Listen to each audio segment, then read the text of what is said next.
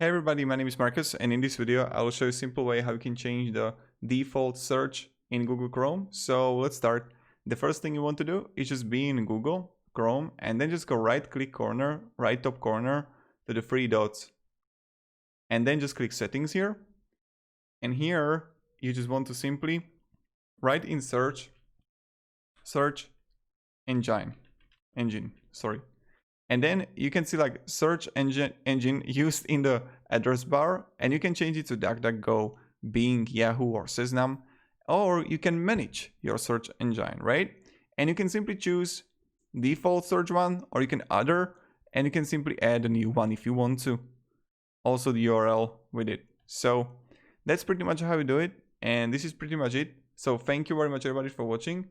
If you have any questions, guys, ask me down below in the comments. I'll be really happy to help you.